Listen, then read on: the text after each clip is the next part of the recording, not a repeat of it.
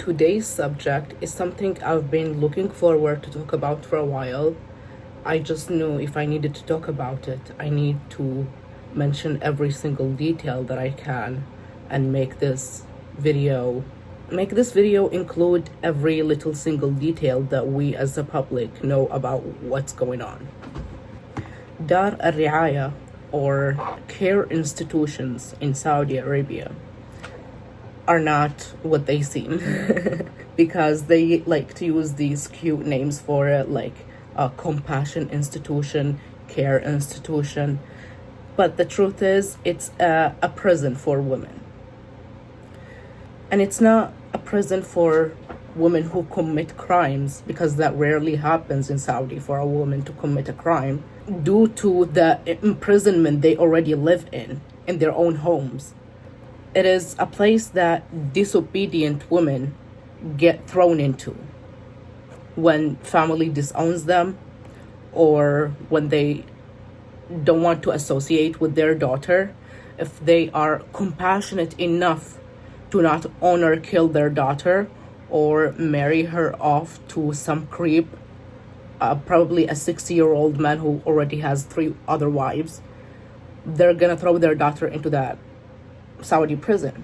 Now, it's really hard to find information on it online, except for the publications and journalism that's done by journalists like The Guardian and, trusted institutions. Now, when you search in Google in Arabic, so Dar Alreaya basically is a prison that disobedient women are thrown into until they submit and completely leave every single ounce of humanity and personality that is left in them, to become complete slave to their own male guardians. That is the, as we say, the butter of it. Like, that is the point of it. That's a saying in Arabic, but that is the point of it. They take women there and try to train them to become obedient women, to not make the mistakes that they made that got them there, which are mistakes like, hi, it's editing me here, so please pause the video and read the criminal charges that you will see. Abstinence, which I'm gonna explain that, and raising their voice at their male guardian, or their male, usually it's like their male guardians abusing them, raping them, and when they speak up about it and voice their disagreement of the hell that they're living in, and try to have a conversation that they need some sort of safety, their abusers throw them into that prison for women, because they know they're gonna suffer there in that prison more than the suffering that they already face in their own homes, where they are sexually assaulted by their male guardian, and it's hell on earth. Hello, jesters, kings, queens, and everyone in between. My name is Tai. Today's video, we're gonna talk about Dar Alreaya. Now, this is a very long awaited video. You guys have asked for it multiple times, and I appreciate your patience with me. Now, what exactly is the crime of abstinence that a Saudi woman can commit? And yes, it is just limited for Saudi women only. So basically, it means that you left your family's home without their approval. Yes, I know it sounds crazy. And yes, Saudi women still face this in the year 2025. This is a law that is still there under the patriarchal Saudi system, where women who try to leave their families' homes, or try to, just like go live in a friend or a cousin's house because they're sick and tired of the abuse and the sexual assaults they face, with no protection from anyone. Usually they are blamed for their own assaults. Their family, instead of if they could not actually physically get to them, they would go to the police and order and make a abstinence claim, police claim. In the claim, it says that your follower, it means that you're a follower to this male guardian, because, you know, there is no legal age limit to that. Like, you are forever a follower to a male guardian. And if you get married, that male guardianship moves to your husband, and so on until you die. Even if you are 60 years old, let's say, and then your husband dies, your male guardianship moves to your oldest son. Yes, I know it's insane. Or, guys, I'm laughing because it's a trauma response, okay? Or it moves to your cousin, if you have a cousin, or if you have any other male relative, if it's not your own son, which is very predatory in a way that lots of sons and any male guardians, like, for example, if you're let's say also still not married, and you are living at home, okay, and you don't have a father, your father is dead or whatever, your male guardianship usually moves to your oldest brother or your uncle. And usually they take advantage of that, of course, and legally they're gonna use your social identity number, your social insurance number in Saudi, and fuck you over. They're gonna use it to get loans. They're gonna, do all of that shit, actually ruin your entire life, and it all just comes back to you. They get loans and all of that, and it's all under your name. There are so many cases of that I know of women in my personal life that have faced that, and it's really painful because they have to pay a debt that is not theirs to begin with, but legally it is. So let's get back to the abstinence subject. Once you are absent, the police now have the right to go find you, which is so easy to find you, by the way, in Saudi, because you cannot go nowhere without your ID, which is your Saudi identity number. You have to use it to get a new phone number. You have to use it to even sign into hotels, literally anywhere, hospitals, anywhere. So once they find you and get you, which usually is really quickly, they're gonna force you to get back into your male guardian who abused you, and in many cases who sexually assaulted you. And before they do that, they're gonna ask your abuser to sign a paper that said, okay, I'm no longer gonna abuse you. That's it. And then they get you back to him or her. They know what they're doing. They know this paper doesn't mean shit. And they are purposefully using it to be we did something. Look, actually we did something, but this is not about us. It's about the family. It's a family matter, which I've said this many times.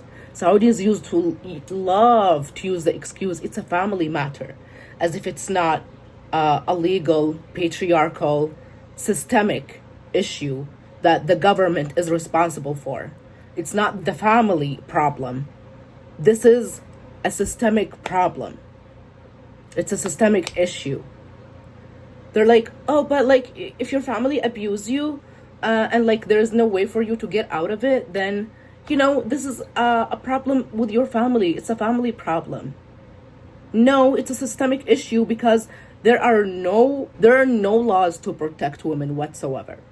First of all, there are no laws to protect you from your abuser, who is usually a relative or your father most of the time.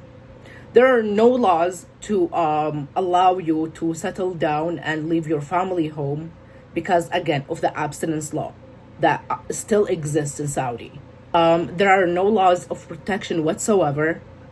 And if your male guardian is tired of you and you're such an inconvenience because you are not okay with his abuse, he can either honor kill you, which is very common again, and they're not gonna get punished for it legally. You can watch my video on Hadil al-Harthi and Dina Ali to understand more about the honor killing that Saudi males don't usually get punished for, because you are seen again as a property legally. So they're allowed to do whatever they can to you. So that brings us to the point of Dar Alreaya, or care centers in Saudi, which is the point of this video. If they don't do that, abuse you to death, or imprison you forever, and you're such an inconvenience, or you're try to make it a public issue, like, try to talk about your own issue in social media, which happens so many times, and your story gets popular and people know who you are because they're trying to help you, your family will disown you in that case, and you will get thrown into one of these places. And by the way, these are just like little stories, because there are so many fucked up stories that happen of women who get thrown into these prisons for no reason besides the fact that they are not okay with being abused or used for sexual assaults, basically. What's even really fucked up about this care centers or women prisons period is the fact that there's gonna be absolutely no way for you to get out, because usually there is no time for your sentencing. Yes, there's no time for your sentencing. And if there is, once your period time of sentencing is over, you're not allowed to leave without a male guardian, without the person who put you there in the first place. They need to approve you leaving. Like, they need to take you back to your own abusive environment again, and for this habitual cycle of abuse to continue. And if your family says no, which a lot of women by that point would rather going back to their own homes where they are physically and sexually assaulted, and be okay with that, because that would be better than the hell and the horror stories that we've heard coming out of these care centers. Imagine, they would prefer that hell over this hell. Like, there's no option. Like, actually, like, it's forced enslavement because there's no options. That's why Saudi women would rather die attempting an escape out of Saudi than sitting in these homes quiet and accepting their abuse, because they know there is no way out. There is no way out. You cannot get a car without your family's approval. You cannot reside in a different place, even though you're the one who's paying the rent, without their approval. So there's literally no leaving. There's no leaving. So now I thought to talk to you about a few things I found online about these care centers in Saudi, and to dive deeper into it and have like real life examples and stories from these care centers that have come out over the years, and share with you what's going on. First of all, there is this one specific photo that I could not find anywhere online. This photo was circulating online around the year of 2017, 2016, of what the inside of these care centers looked like, what the inside conditions were that these women are forced to live into. And unfortunately, I could not find any of these photos. I've been looking for these photos for like over a week now. Please, if you have these photos or you know where I can find them, please write them in the comment. Please, because I could not find these photos anywhere. So basically, I remember like seeing these photos circulate online, and it was actually so scary, because first of all, it would be like isolation imprisonment. So you're not really allowed to be with other inmates there. You're not allowed to form any other connection inside. Actually, when they catch you speaking to another prisoner in there, you're gonna get punished for it, and you're gonna get flogged for it, like physically abused and attacked for it, and they're gonna increase your time of sentencing, because that is suspicion of you being attracted to women, and that's not allowed. Because, of course, if you talk to someone, you're attracted to them. What the fuck? That's why they don't allow women there to talk to with each other. It's insane. It's disgusting. But so usually it's like solitary time, like isolation units, and each one of them, it was like the floor was cement. In these photos that I saw, the floor was cement, and there is these Arabic squat toilets. Yeah, it's called the squat toilet. I'm gonna add a picture of it. It's usually right next to the area where you're supposed to sleep, and they don't even have like mattress or bed or anything. They sleep on the floor. Like it starts, I feel like they're doing this so that they can start their torture psychologically, so that they can torture women, use psychological warfare to force these women into obedience, so that these women are so scared that they have nothing else to give but obey and be okay with what's going on, out of fear that if they say or try to do anything, they're gonna get punished even more for it, for absolutely doing nothing. So it looked like that. It was very, very tiny, like so small, like so tiny, that the squat toilet was right next, like this close to the area that the woman is supposed to sleep in. So I believe they do this to take everything, every ounce of humanity out of you, to make you feel like you don't even know who you are anymore, to completely forget who you were before you were put into that hell. Besides that, they call women there by numbers, like, oh, number 31, number 32, no more names, as if you just killed someone, as if you committed the worst crimes on planet Earth. Meanwhile, Saudi men kill their sisters, kill their family members, kill their daughters, and they're not legally punished for it. There's absolutely no punishment. I'm disgusted. I actually feel sick to my stomach now that I'm speaking about this. Like, actually, guys. Now, before I continue, I know I said that, like, the only way a woman is going or is allowed to leave these imprisonments beside the approval of their male guardian for them to get out, which is the same person who put them in. Another way for these women to leave these prisons is for them to be forced into marriage. They're literally actually selling women, these institutions, these care centers. They sell women usually to someone who's, for example, an addict, who's no one who is sane and cares enough about their daughter will agree for their daughter to be married to this man. So these people who know that no one will accept their arranged marriage, they will go to these institutions and be like, I'm gonna pay you this and this, and I need to marry a girl with these conditions. They have descriptions for the woman that they want. Basically, they're selling women. These institutions are selling women. And I have photos and examples that I'm gonna share again with the content that I'm gonna share and talk about regarding this issue, okay? First of all, we can see here an article from BBC News, the Arabic version, and it says, دار الرعاية هي دار الرعاية الاجتماعية للفتيات، وهو في الأصل مؤسسة تودع فيها كل فتاة بين سن 7 وسن 30. I didn't even know that. That's absolutely disgusting. تنفيذا لحكم قضائي أو منحرفة. Of course, منحرفة could mean anything.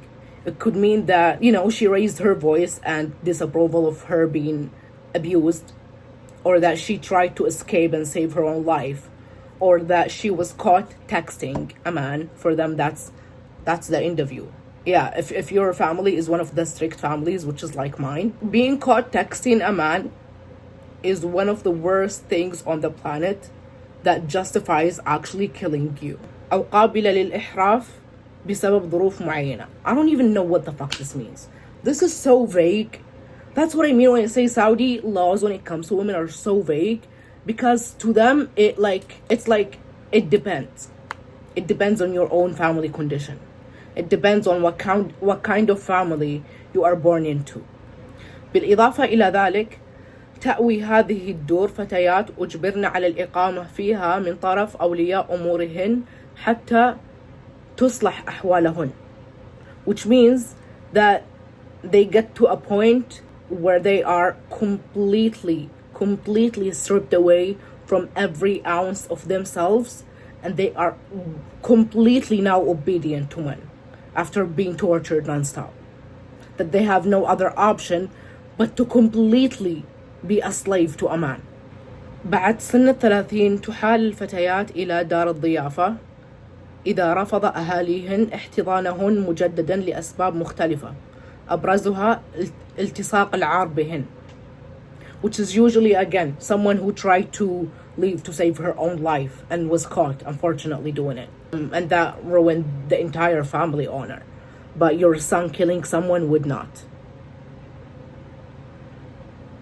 وتظل الفتيات هناك حتى إقناع أولياء أمورهن باستلامهن أو يطلبن للزواج, like I said. When their family like completely disowns you while you're in there, then now you are basically, you belong to these institutions now, because as a woman, an adult woman who's usually educated, you're not allowed to go on your own because you're crazy. You don't know what you're gonna do with yourself. You don't know how to pay rent. You don't know how to do anything.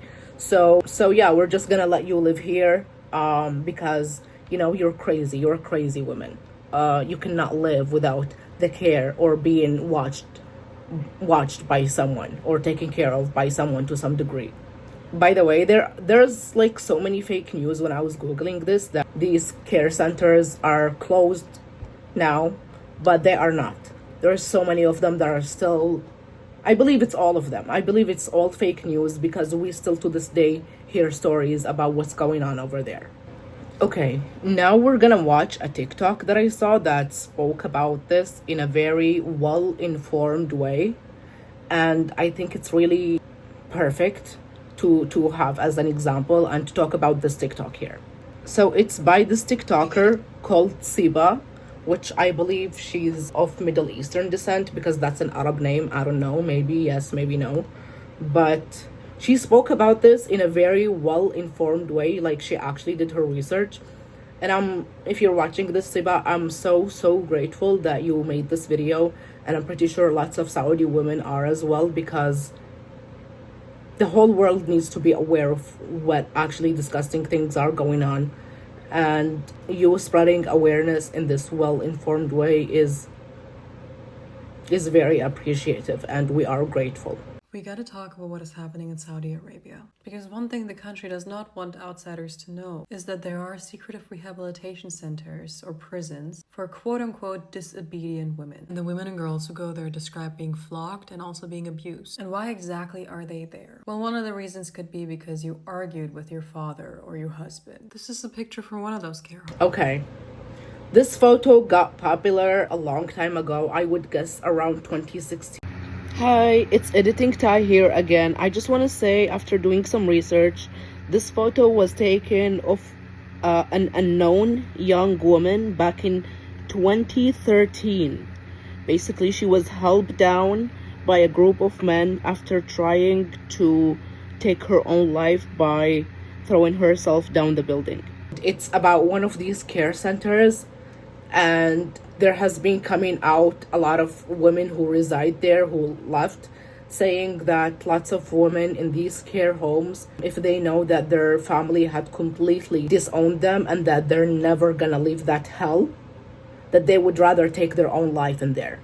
There's lots of stories online from, I remember during the peak of the Saudi feminist movement back in 2018-17, of lots of women sharing stories of women in these care centers who decided to take their own lives because of the abuse, the daily physical and mental abuse they were going through, and that they decided that they cannot live there anymore because, again, they were hoping to get back to their usual hell because they just want to leave this care institution as soon as possible and agree to get back to their environment where they get abused and be okay with that rather than this hell, but their family have completely disobeyed them, and they cannot just like let them go out and live. Are you crazy? They cannot just give them housing and allow them to work and be like financially responsible and stable women and live their own lives without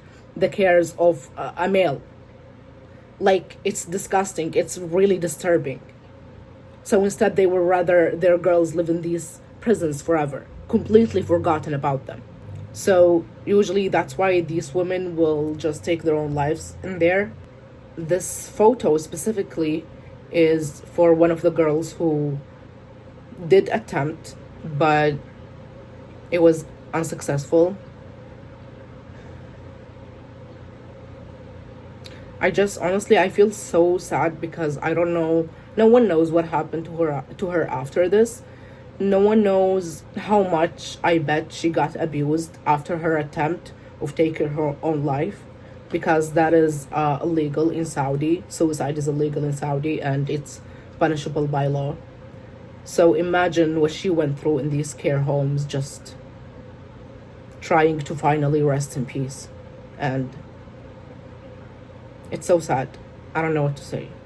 A woman standing on a second floor window ledge. It is assumed that she wanted to flee the home that she was trapped in. In another picture, you can see a group of people helping her down with a crane. These centers claim that they want to keep women there until they can be rehabilitated, until they're rehabilitation, quote unquote, meaning they completely submit to men. And good women who aren't absent from home, who always listen to their husband. Aren't absent, who will not dare to try to save their own lives and leave their home ever again. Their fathers, their sons. In Saudi Arabia, these homes are called Dar Alreaya institutions. And mind you, the mention by their sons is because it's really common. It's really common for your son to take over your guardianship and is really abuse you, and you are like a 60 or 70-year-old woman who has absolutely no control over her own life. It's actual hell. For the last 6 months, multiple journalists were able to speak to women inside of the country and outside of the country. A lot of them described the conditions as hellish. By the way, it's really dangerous for women inside Saudi to speak about what they went through in these care centers because, out of fear of getting caught. So lots of women, when they leave these care centers, do not talk about it. First of all, because they're still not safe enough to live, okay? Secondly, because they're usually, when they leave these care homes, are still being watched by the government, by people, by their male guardians, watched by everyone, controlled by everyone, and everyone is complicit. So it's really dangerous for them to even create fake accounts on social media and talk about what happened, because lots of Saudi activists who were using fake accounts on social media and speaking about what's going on were in prison and still to this day completely disappeared. So that's why women are scared of speaking up, especially women who have survived this hell.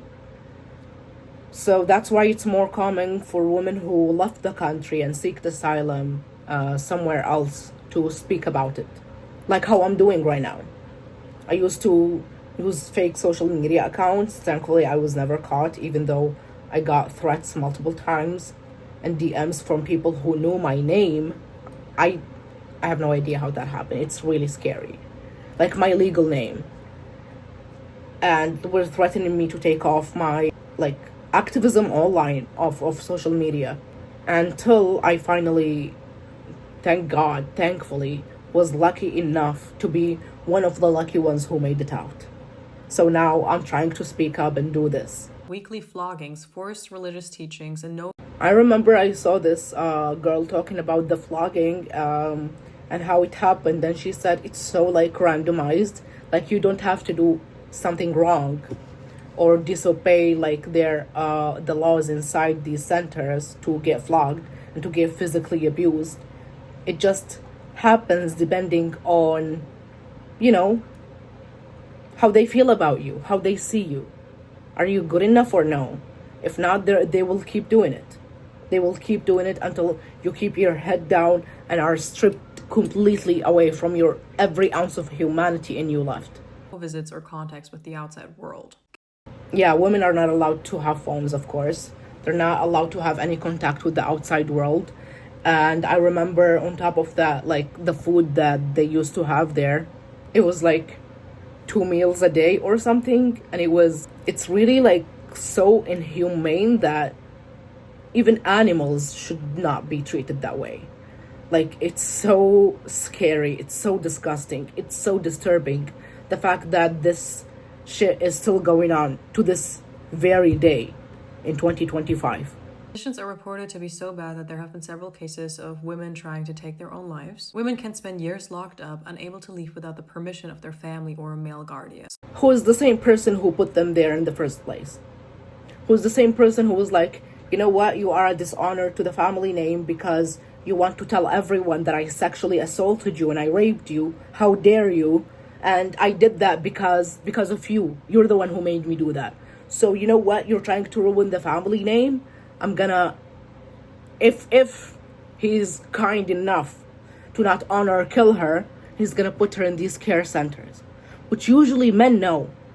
Men know that when they do this, that these women will face even more torture in these care centers, and that's why they do it, because they want you to suffer.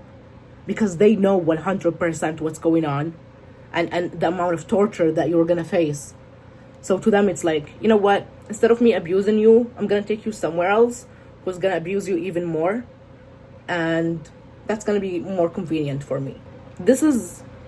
It might be a little bit outside the point and what we're talking about right now, but my family, my mother used to threaten me of taking me to these centers and shit like that if I was not obedient enough for her.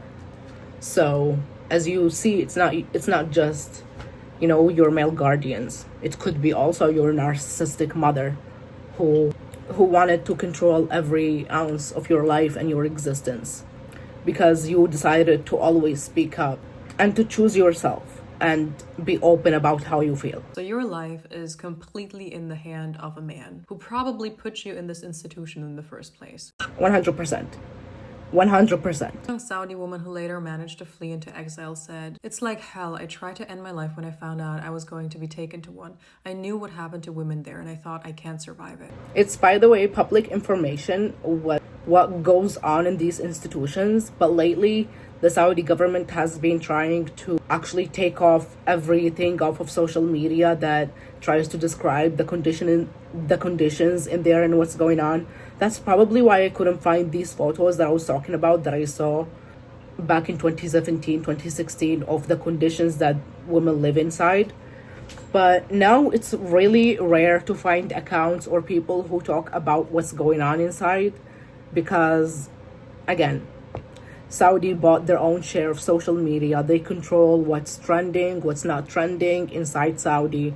They control everything that you see on your timeline. It's all controlled by the government. That's why the Saudi feminist movement is not the same as it was in its peak back in 2018, 2017. Like I said, unfortunately, it's only known for Saudi women to talk about what they went through in that hell after the fact that they left the country, after them leaving the country and seeking asylum somewhere else, which is, again, it's not an easy process, unfortunately. So after they get to safety, they decide to talk about what they faced and the hell that they experienced in there. So unfortunately, that's why we don't see lots of people speaking about it inside Saudi, because it's actually really dangerous for them. That's why women don't speak up. Mariam Al-Dosari, a Saudi activist, says a young girl or woman will stay in there for as long as it takes for her to accept the rules. As long as she accepts the rules. As long as she completely agrees that her entire life is okay being in the hand of a man who abuses her. As long as she completely agrees to serve him and becomes a slave to him, basically, no matter what. AKA as long as it takes for her to be completely and entirely submissive. Submissive, obedient, to leave the idea of abstinence behind. Leave the idea of trying to escape behind, until she's completely destroyed mentally and physically, that the idea of trying to escape she cannot even consider it anymore, because she's so mentally tortured that she cannot even consider running away anymore. Like, imagine the amount of psychological warfare. To the men in her life. No own opinion, no own wishes, no... Yes, it's not just to her abuser. Usually it's to all men in her life. She's completely submissive to all men in her life, including her brothers, including her sons in many cases, including her uncles, not just the father. She's not allowed to have an identity anymore. She's not allowed to try to express herself, because the purpose of these institutions is to break you down mentally as much as they can, till the point that you can't even consider having your own style and trying to express yourself anymore.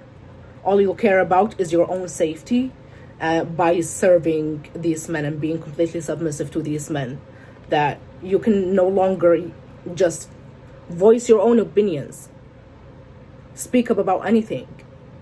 You're just there as a shell of a human. That's what they want. Desires. Many activists want these homes to be abolished. One campaigner called Dar Alreaya said it is a prison, not a care home, as they like to call it. They call each other by numbers. Number 35. Yes, actually, many want these homes to be abolished. Actually, there was this online campaign.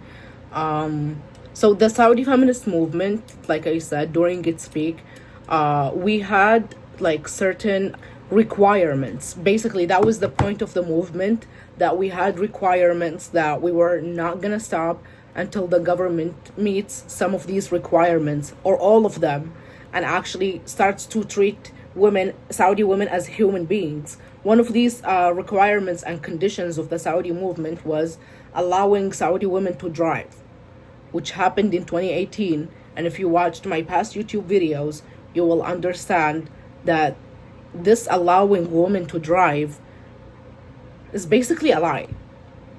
It's really just a lie, because you're not still allowed to drive without the permission and approval of your male guardian. So if you were born into a strict traditional tribal family like mine, which is 99% of Saudi women, your family is going to be like, actually, no, you're not allowed to drive. You are not allowed to drive. It's as simple as that. You cannot drive without the permission of your family. So basically, it's not actually allowing women to drive, because these privileged women who are driving now, the only difference is the fact that they now can get driver licenses.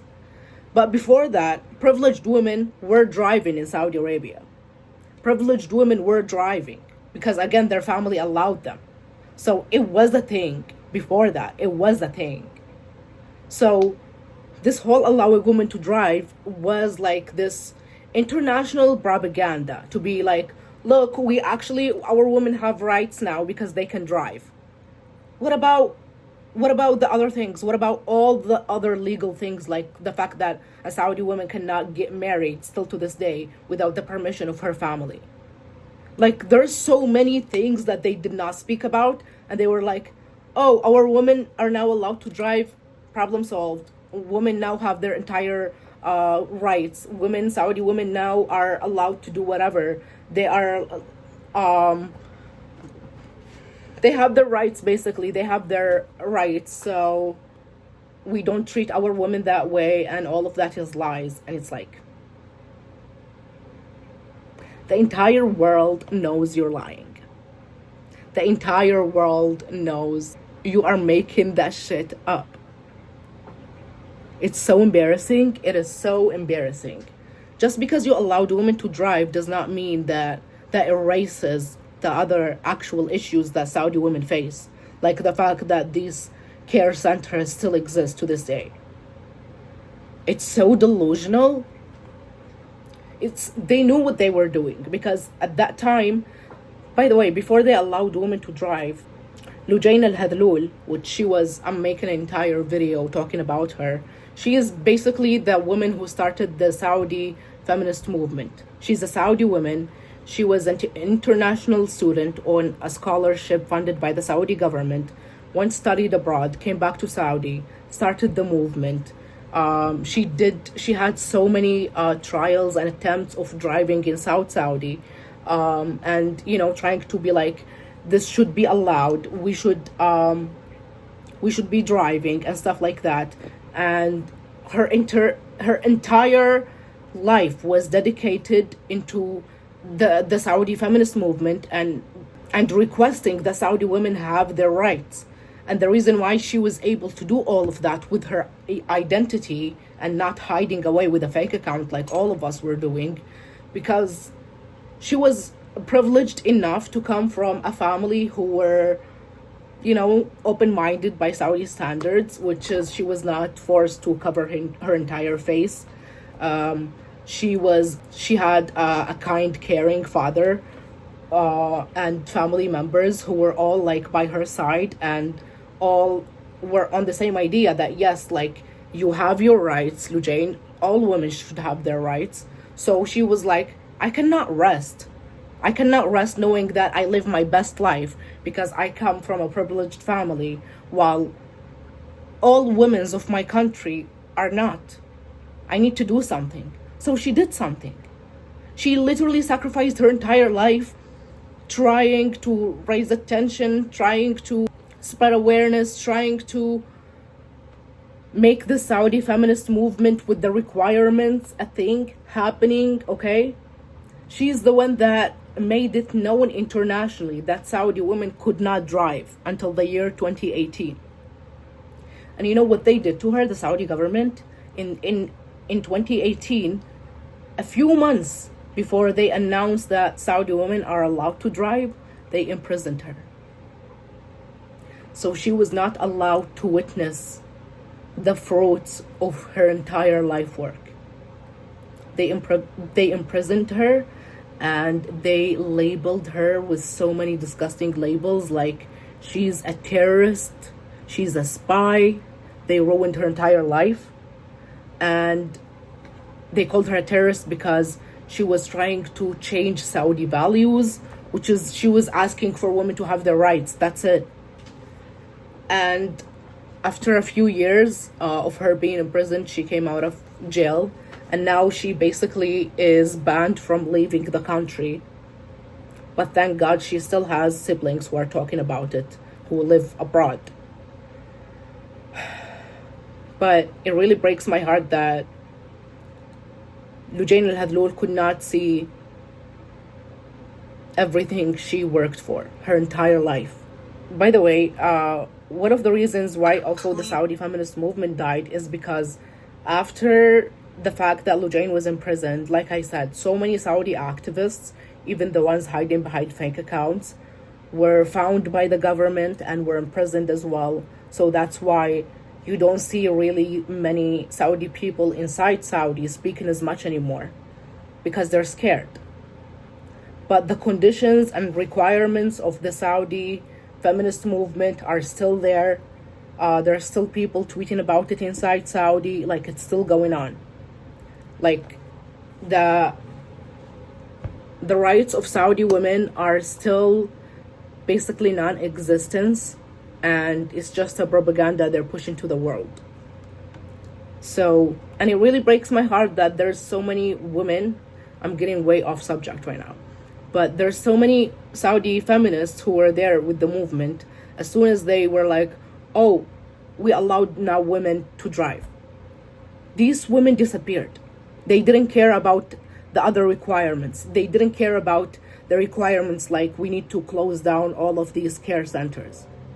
They actually disappeared because they're like, oh, okay, if now we can drive, then that's my requirement. I don't care about you all. And they dipped and they left millions of women behind. That's disgusting. That is absolutely disgusting. So there are still many Saudi activists to this day inside Saudi and outside Saudi who still need these homes to be abolished, me included. These care centers or compassion centers or whatever they're called are a violation to their humanity. This is a violation to humanity.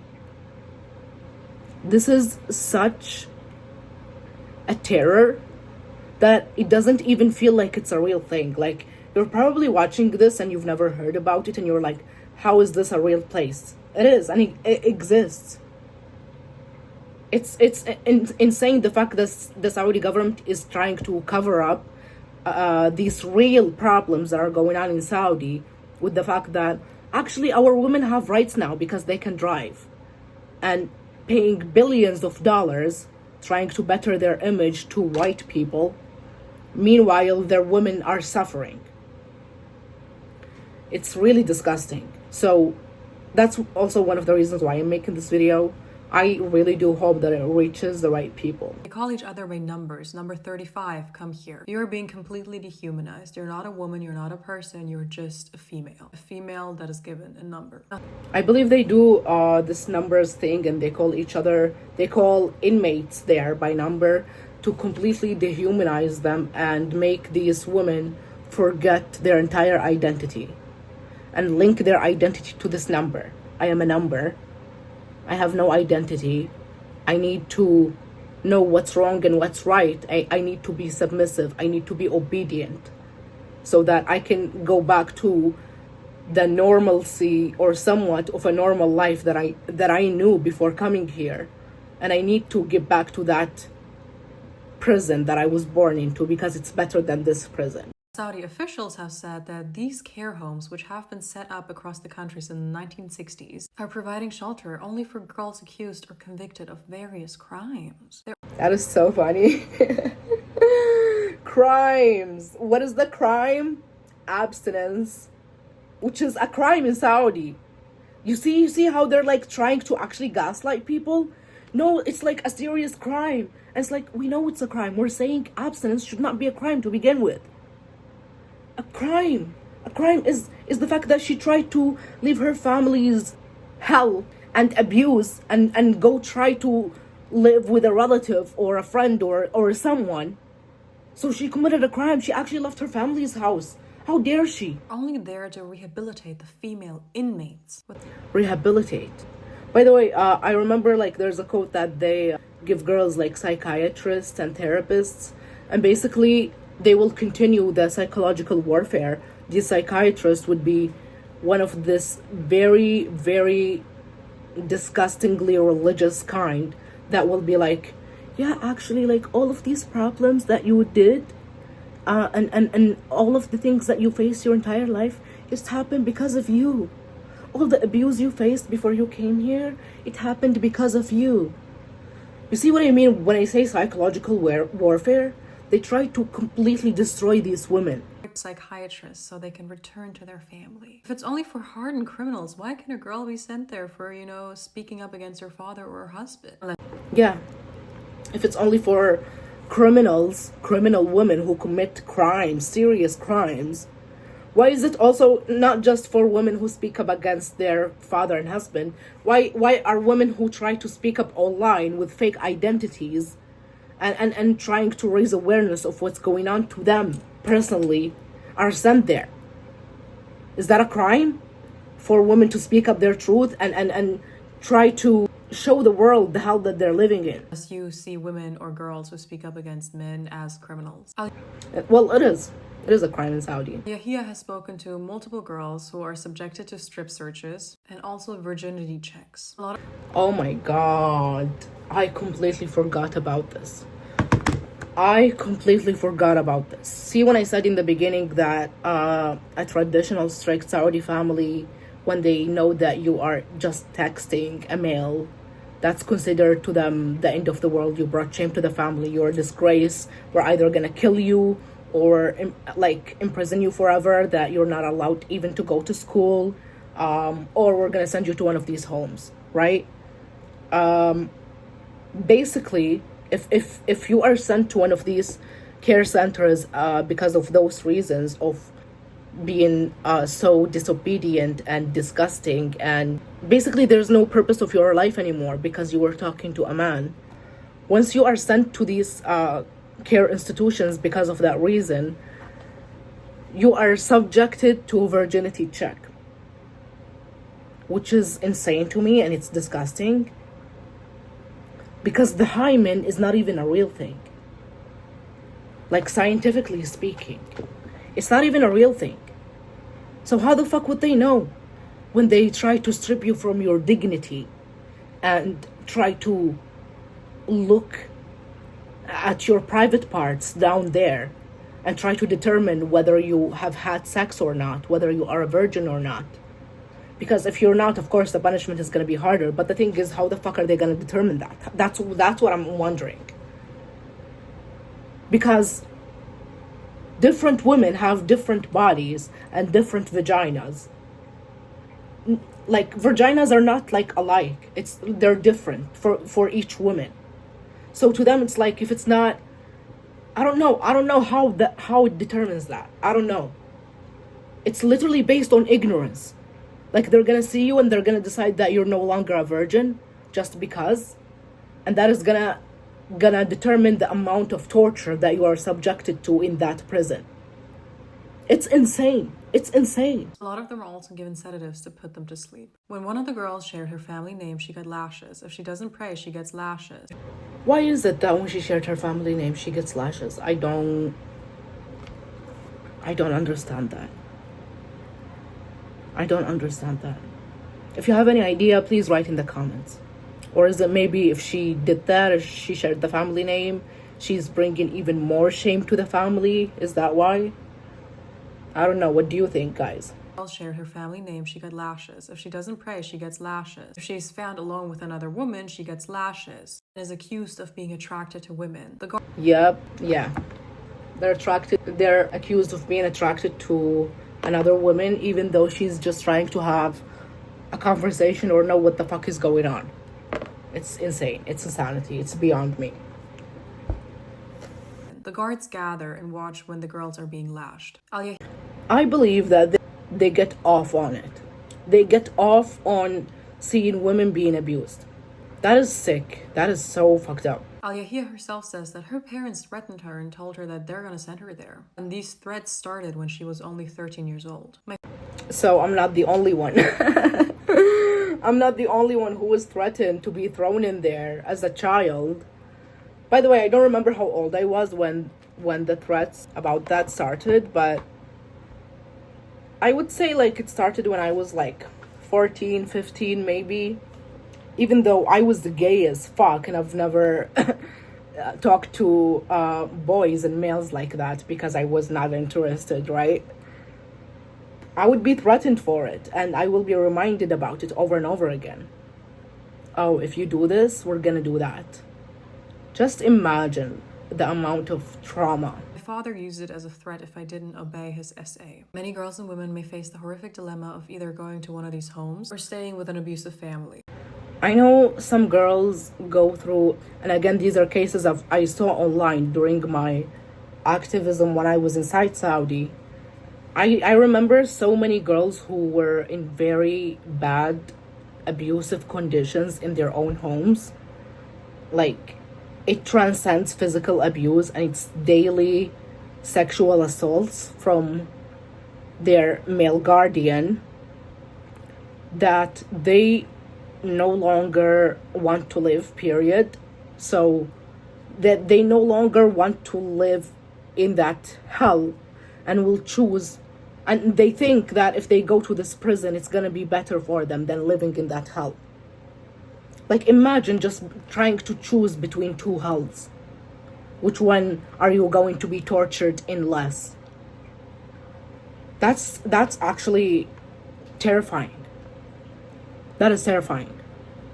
Some women would look at these center homes just because of how bad of a condition they're living in, and they would think that going there and living there, even though they know what goes on in these centers, they still think living in these centers would be better than living with their sexual assaulter. Which, again, I don't blame them at all. I'm just telling you the things that I saw online over the years. It's really sad, and it still goes on to this day. They make it impossible for others to help women fleeing abuse. I know a woman who was sentenced to 6 months in jail because she helped a victim of violence. Because giving shelter in the case of a woman charged with absenteeism is a crime in Saudi Arabia. Lovely when it's simply a crime for a woman to not. See, lots of women try to leave their abusive families to try to rely on the government to help them to go somewhere else, literally anywhere, besides their abusive households, right? And then the government would take them and throw them in these centers. I know some women who try to contact the police to report abuse and the things that they go through, and just because they told the police and the government officials that their families like sexually assaults them, their family doesn't want to take them in anymore because they brought shame to the family, because they spoke up, right? So what the government will do is, instead of actually providing care for these victims, they will throw them there. Because there is no way for a woman to flee abuse in Saudi. Like, either way, you're gonna get abused. That's why the only option for Saudi women is to flee the country entirely. And it's really hard. It's really hard. Especially now that the age of basically traveling, there's a legal age for it, is 21 years old, okay?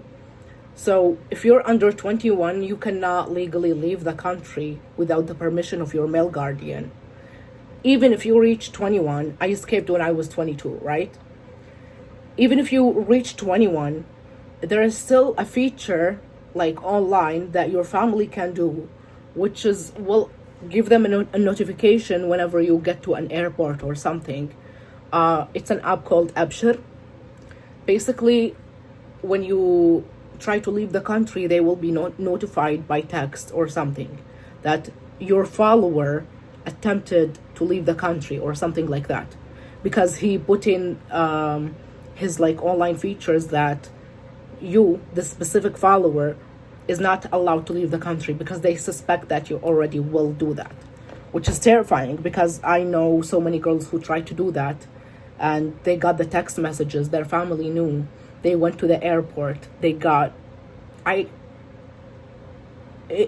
really scares me whenever I think about it, because no one knows what happened to these girls ever after. No one knows. Like, these girls just disappeared from the face of the planet. No one knows if they were murdered, if they are just now forever imprisoned and treated as slaves in their own households, or thrown into these centers even. No one knows. To me, personally, when I escaped, I didn't know whether my male guardian did that feature or not. But to me, it was worth trying, because I was in a very bad situation, so bad that my mental state at the time was like, I would rather die trying than live in that hell and die there. Because either way, I was gonna die. So I would rather die trying. And thankfully, again, I was one of the lucky ones who made it out. Because a lot of women like Dina Ali, please go watch the video of Dina Ali I have on my YouTube channel. She's a Saudi woman who tried to escape and was caught, let's say, to make story short. And she disappeared ever since. I believe it was 2016. Still, no one has heard from her to this day. Giving shelter in the case of a woman charged with absenteeism is a crime in Saudi Arabia. Yeah. Because you are helping a criminal at that point. You are helping a criminal, someone who committed a crime. So that's why it's really dangerous. It's really dangerous. Like, you cannot be absent from your family's home. You cannot attempt an escape. Doesn't matter how old you are. Doesn't matter if your male guardian is your husband or your father, which is really sad. It's really scary. It's absolutely worst case scenario. It's even worse than The Handmaid's Tale, if you think about it.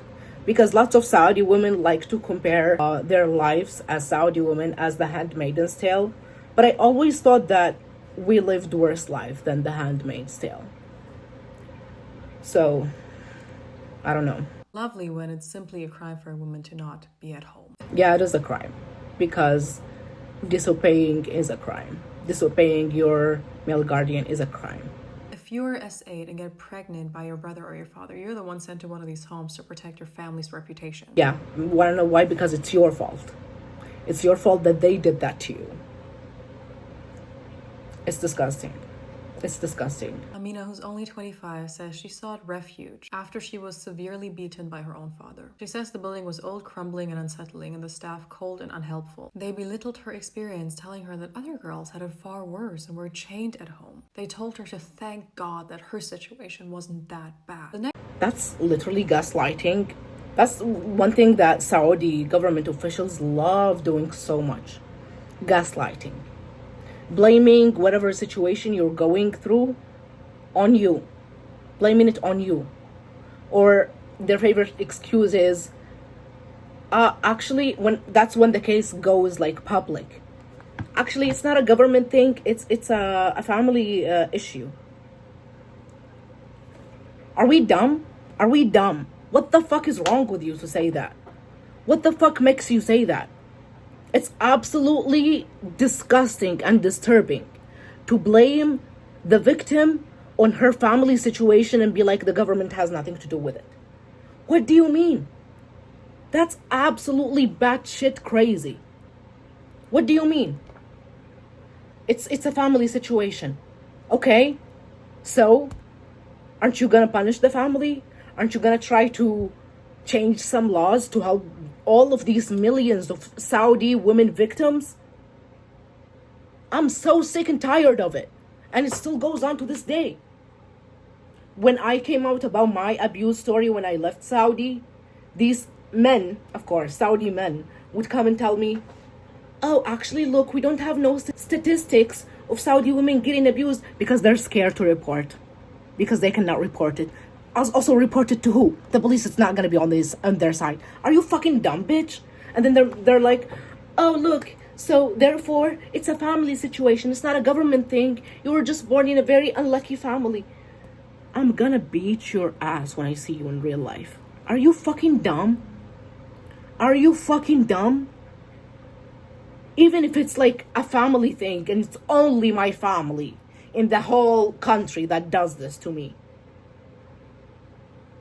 The government is still responsible to protect me and to put up some laws that will protect women, period. It's not just a family issue if the issue is in the whole country and everyone is suffering in silence and the country still refuses to change some laws. Because there's no laws, period, for protecting women. It's all for protecting these predators and these men and these criminals.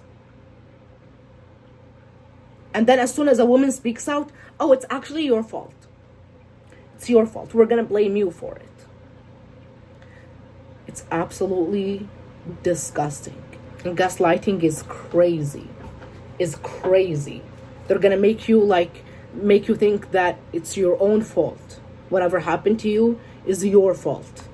Next day, staff summoned her father, but they did little to protect her. They asked both of us to write down our conditions. I requested not to be beaten or forced into marriage, and also to be simply allowed to work. My father demanded that I respect everyone, never leave the house without permission, and always be accompanied by a male escort. At the end, I signed out of fear. I didn't feel like I had a choice.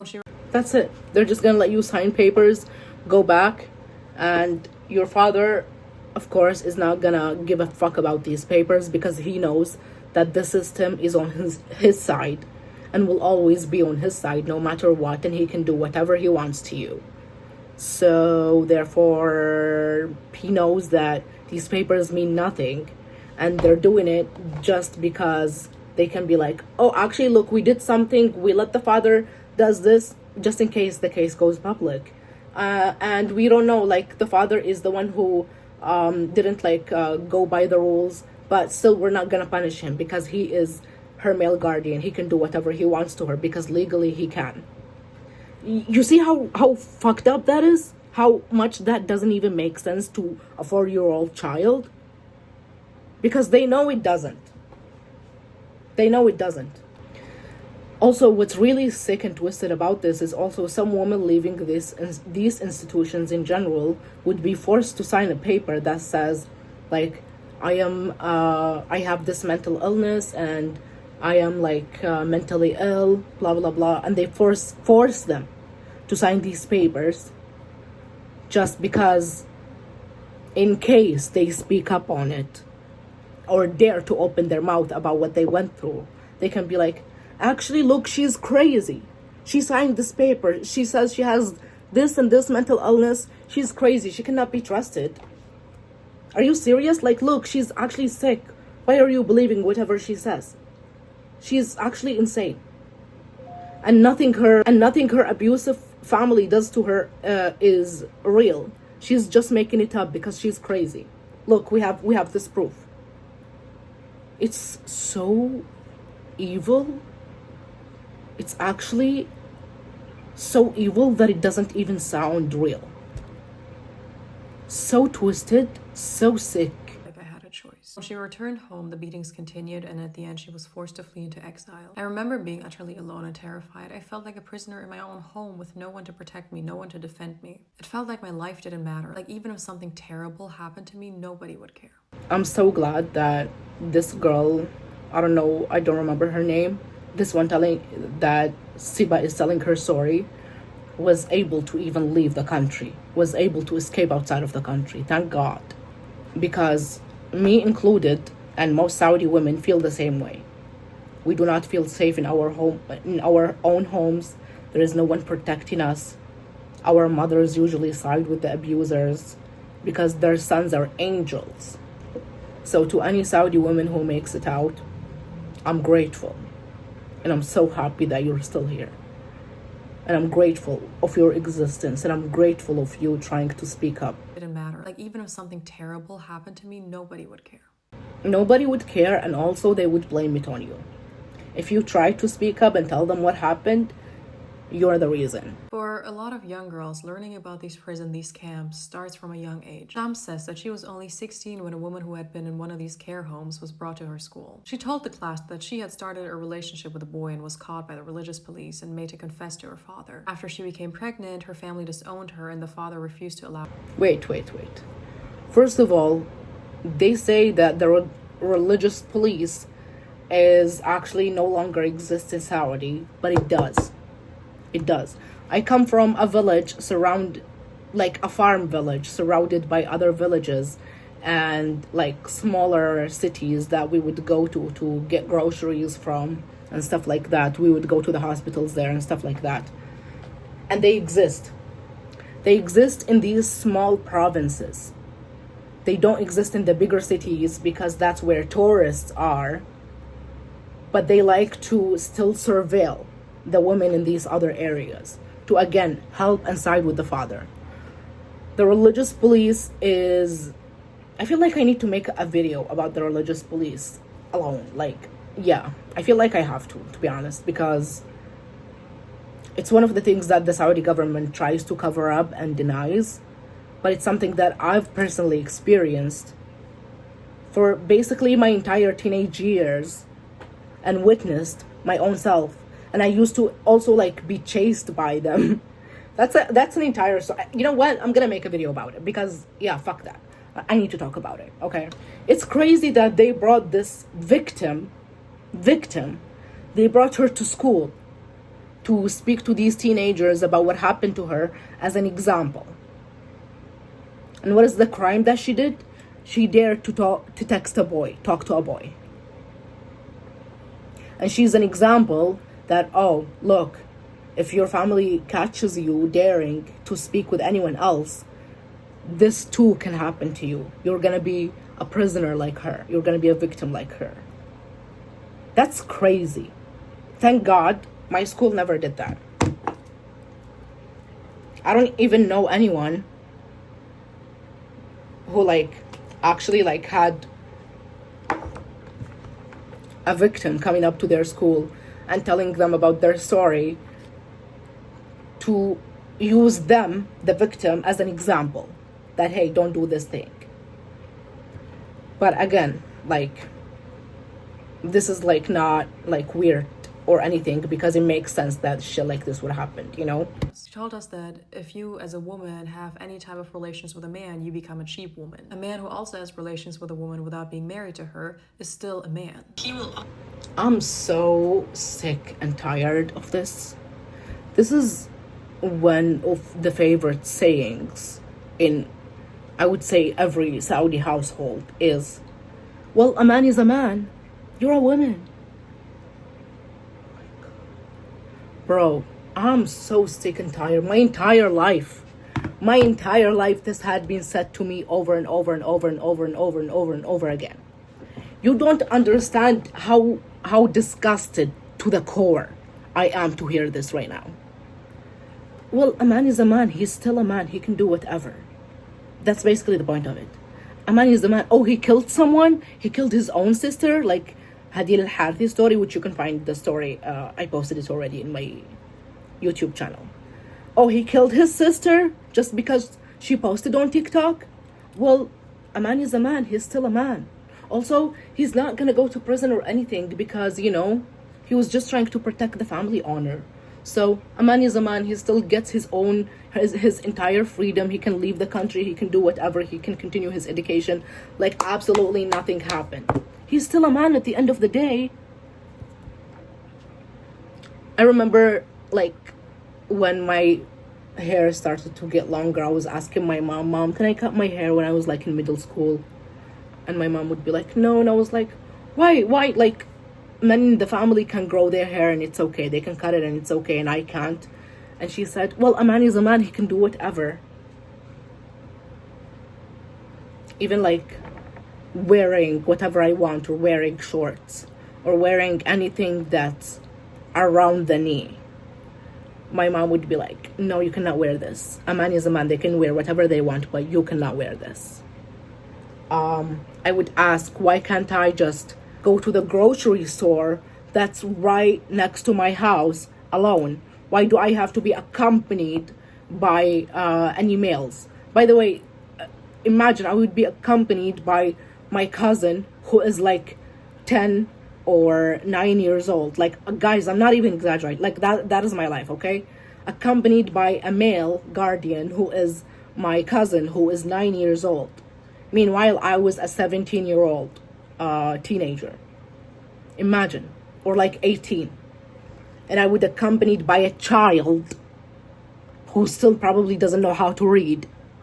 And I would be accompanied by them to go to the grocery store that was like this close to my house. And I'd be like, why? Like, I literally just needed to breathe alone. I just needed to be alone. And I'm like, why can't I just go to the grocery store on my own?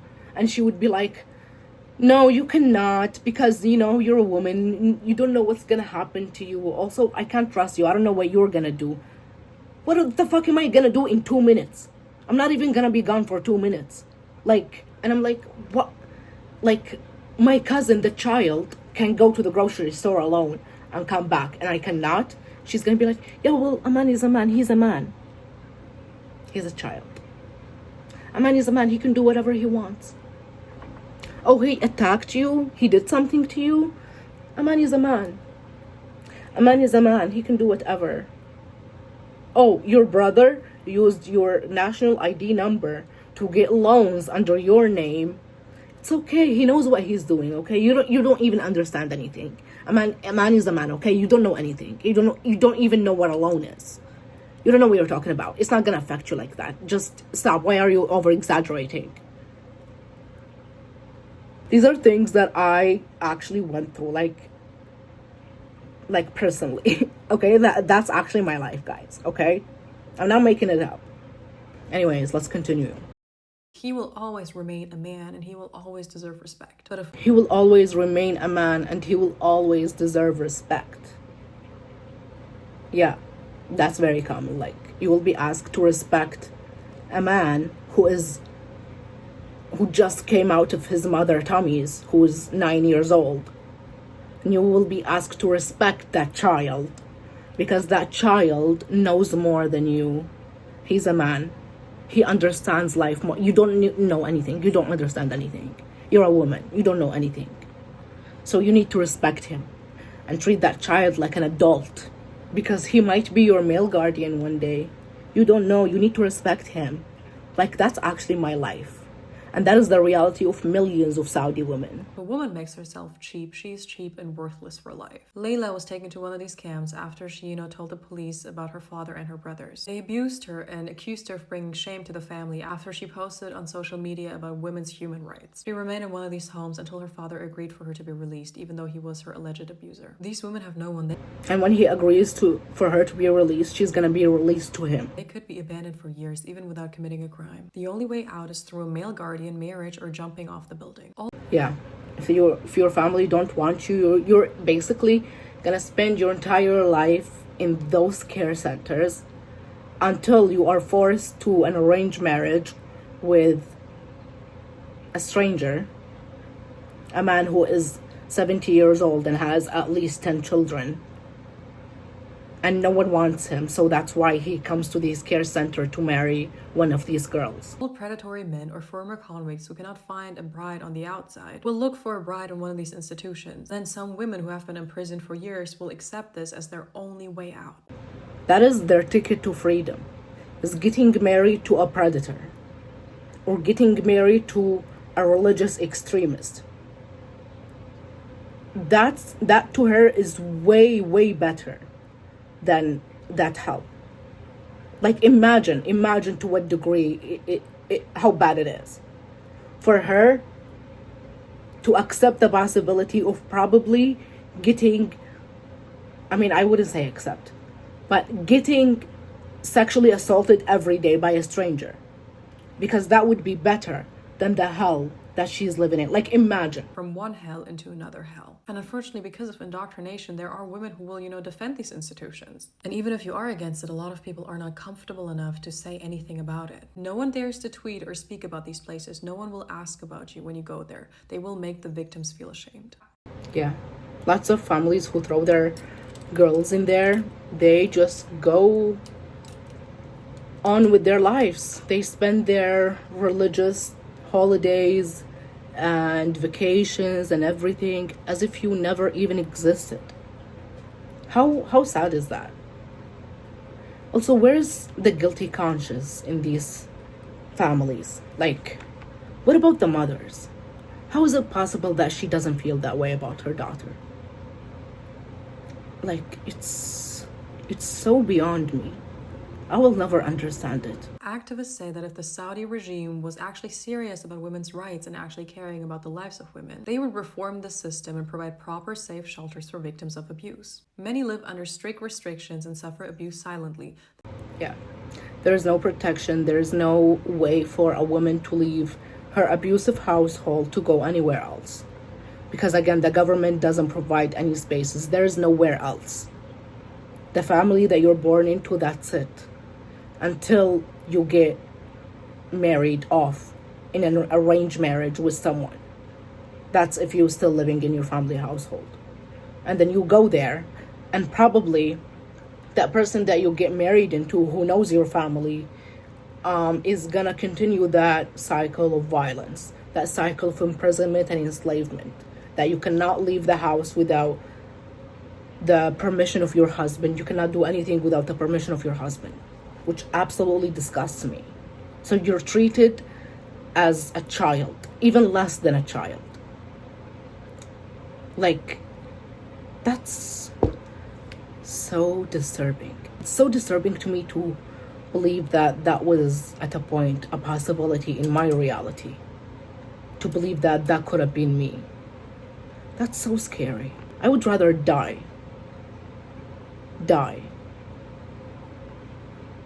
before I agree for an arranged marriage to go to a stranger who will, on top of the physical and mental abuse, now sexually assault me and call it halal because, it's a marriage, so legally he can do whatever he wants now. And you cannot do anything without his permission. The state supports this abuse with these institutions. They only exist to discriminate against women. It stands in a stark contrast to the Saudi authorities' narrative of women's empowerment and rights. Yeah, it's so disgusting. It's so manipulated, the meaning of these places that, oh, these places are here to protect women, and look, we have these places such as these care and compassion centers so we can protect you, so a woman can be rehabilitated. And that's not the truth. See how many gaslighting and manipulation in this story? Saudi government spokesperson, immediately rejected any of this. They were like, nobody's being abused. Nobody's rights are being taken away. These women are cared for. They're loved. There's no mistreatment. There's no SA. There's no coercion. There's definitely no oppression when it comes to women. All of that is made up. Women are free to go whenever they want. They don't need a male guardian. They could work. They can have hobbies. And yeah, all of these women saying otherwise, don't listen to them. They're hysterical females. They don't know what they're talking about. Yeah, they're crazy. They're crazy. They're making up everything, because actually the reality is Saudi women, they have all of their freedom. They can do whatever they want. We know that abuse exists in the world, in every country. Doesn't matter whatever that country is, abuse against women exists, but it doesn't exist here because we love and respect women. Talking about. And domestic violence, that is something that barely even exists. And in the rare instance that there are cases of this, we are doing everything to get the abuser. You would never protect the abuser and actually, hurt the victim. It's not as if that is like a worldwide thing, right? No, this doesn't happen here. Yeah, it's insane that the Saudi government denies that, even though this is like a worldwide thing. It's not just in Saudi. Unfortunately, abuse against women and siding with the abuser is present in every single country, no matter where you go. What makes it worse in Saudi is the fact that the government and society both are in the side of the abuser, and that the victims cannot speak up in any ways, even on social media. And still they deny that. It's beyond me, the fact that they even have the audacity to do that. These women deserve their voices to be heard and their stories to be told. Unfortunately, a lot of them can only speak up once they leave the country. You cannot claim that you care about women's rights and that you want to empower women and that you are a safe country for women, and then these types of institutions exist. Also, once again, I need to remind you guys that there's a difference between things not being reported and things not existing. Because I will be getting comments, mostly from Saudi Arabian men, who will tell me, look at our DV rates, look at these rates, look at that rate. See how women don't really report these things because these things don't exist. That's crazy. Yeah, it's not like the fact that these women cannot report anything, because who are they gonna report it? There's no one to report it to begin with. They're actually insane, and they know what they're doing, by the way. These Saudi men in these fake accounts defending the government everywhere you speak about Saudi are defending the abuse because they use it, because they are abusers themselves. Why else would you defend the abuse and act like it doesn't exist, period? Because you are a part of the problem and you know it. So is it that they don't exist, or women just don't feel comfortable enough reporting it? Because they don't want to be labeled as a cheap woman. Because they don't want to be ostracized from the only community that they know. And because they don't want to be blamed and persecuted for a man's action. Yeah. I just want to say thank you, Siba, for this very informative video. Thank you. One of the comments in Siba's video says, "That's my life, but outside of Saudi Arabia, this happens all around Arab countries." True. We suffer, we are not allowed to get jobs, so we won't run away. Yeah, financial abuse is such a real thing. Yeah, women are not allowed to do anything because you cannot be financially stable, because there's a higher chance that you might run away. So you're not allowed to do anything. You're not allowed to have income in any way. I used to beg my family for a job, for a part-time job, and they refused because they knew that that's a part of their control that they want to keep over me, because I was already being, rebelling and stuff like that. So they don't want that financial control and financial abuse to be taken away from them. It's a very common tactic for abusers to not allow their victims to be financially stable. The country policies were not the best from the start, but since MBS took power by force, the country entered a very tragic decline streak. 1000%. 1000%, because he's the one who bought all these shares from social media, who controlled what goes trending in Saudi, what people see in their timelines in Saudi, which even was able to even silence the online Saudi feminist movement even more. So that made just everything 1000% much worse, because now victims of abuse think that they're actually alone and there's no way out. Look, this is one of the fake Saudi accounts that are 100% pushed by Saudi government officials. These things changed. I swear, it makes me laugh every time, because they usually have the same script to say over and over again. The protection from abuse law in Saudi clearly says that women can't be forced into Dar Alreaya. So they're gonna go there on their own. What the fuck?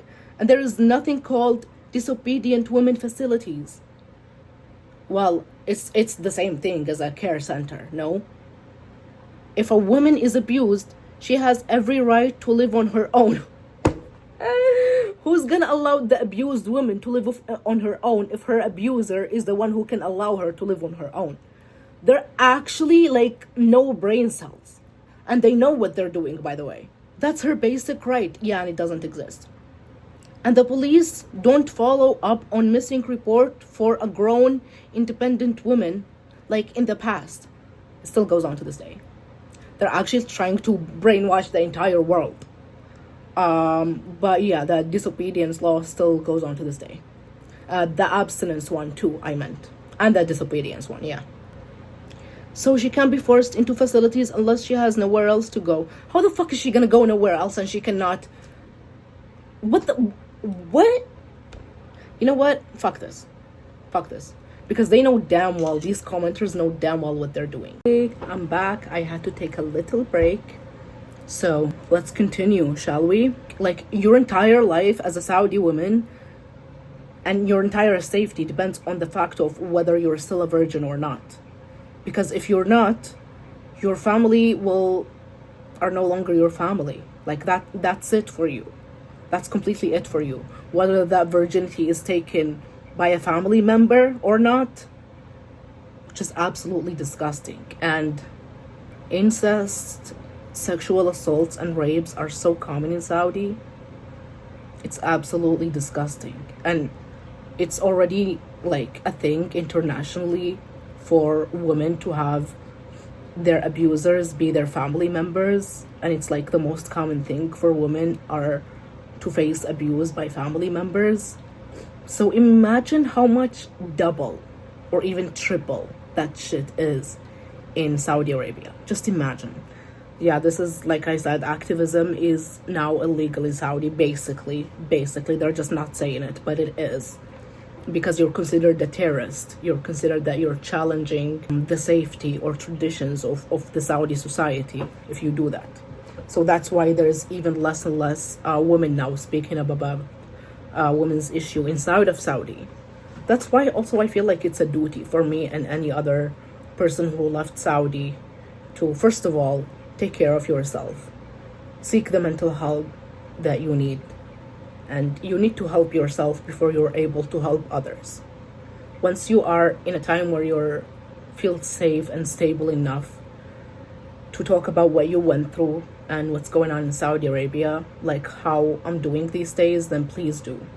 But just please take care of yourself first. Don't rush yourself into speaking up and into the activism and all of that. Just please focus on yourself first. Women there are flogged, drugged, strip searched, subjected to virginity tests, which again is not real. Like, I can't believe this is like still a thing. It's not real. So when they do these tests, what are they based on? Hymen is not a real thing, like scientifically speaking. So like when they do these tests, what are they looking for?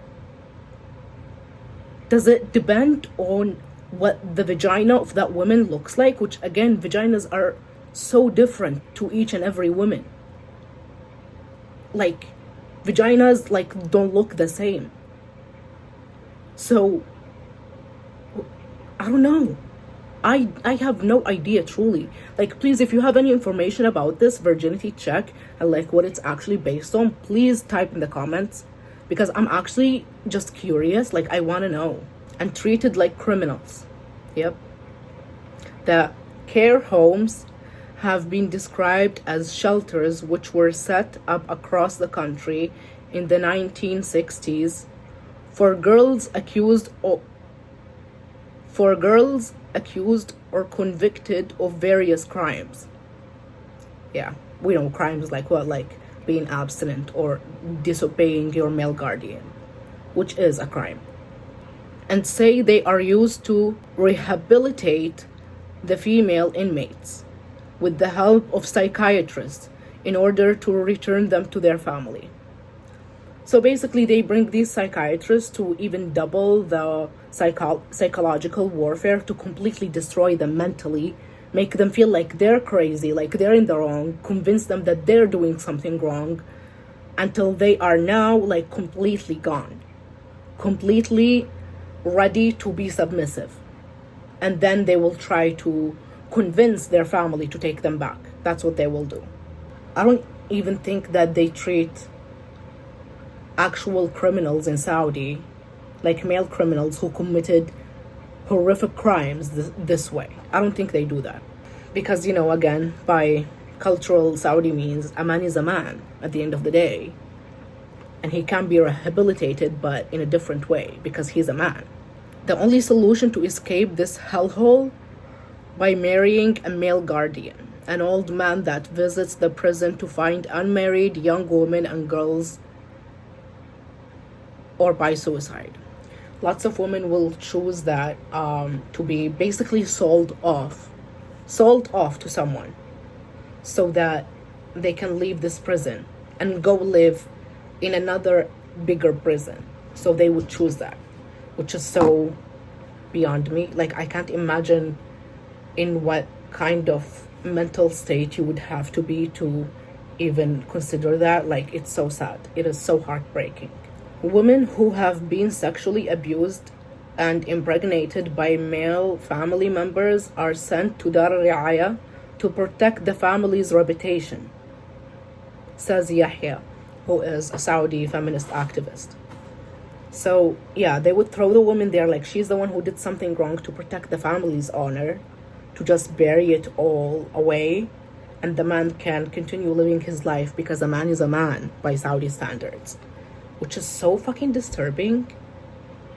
That actually really, this is what my nightmares are about. Like, yeah, it's so beyond me. It's beyond words. Like, I'm speechless. I do not know what to say. Women and girls learn from a young age that even the slightest disagreement with a male can send you there, as it is disobeying their command from their families or from their schools. Again, I'm one of these people. I'm a living example in front of you. Hi, that was threatened to be thrown there into prison like I've committed a crime multiple times from a very young age. So yeah, just in case those Saudi men come in the comments and try to be like, oh, actually, like, why the fuck would I be lying? Like, that's actually my life. Lots of women, when they're caught like posting on social media about things like this, and or, you know, just trying to speak up about what they go through and stuff like that, when they're caught doing that on social media, which is, again, it was the only thing that we could do before they even like criminalized that now, basically. Once like they find out if they don't want to kill them or throw them in these care homes, they would basically, like I said, make them slaves at home, like maids, but worst. And they would not allow them to go to schools anymore, not allowed to continue their educations, not allowed to attend family religious holidays and celebrations and weddings, not allowed to join family gatherings. Like, she would be there just as a shell of a human. Her entire life mission is to just clean the house and make sure that the males are doing good, who again abuse her still to this day. And she's not allowed to go to school or anything. Like, her entire life is gone, is completely gone behind four walls. I believe that was my destiny because I never would agree to get married off, and I was, rebelling from a very young age. So they even suspected of me that I would escape, even though I didn't indicate anything about it. So why would you think that I was planning an escape when I've never even said anything about it? Unless you know you're doing something wrong. You know what I mean? Like, why would I plan an escape if you weren't abusive? So they knew it. So they were accusing me of it, and I knew, like, it got really bad to a point where I knew that probably when I finish college, I will not be allowed to get a job because, not just the financial abuse part and control, but also the fact that it's gonna be a more likely chance for me to escape. So they will not allow me to go to work. So basically, I believe my family's plan for me after finishing education is to just let me rot at home, serve them, be their slave, which is the condition of many women of my family who I know, family members, like relatives, and cousins and aunts. Yeah, that's my family, who are okay with that lifestyle, by the way. Like, they're okay. Like, imagine to what degree of brainwashed that they are in to think that their life is perfect, and actually, like, there's nothing wrong.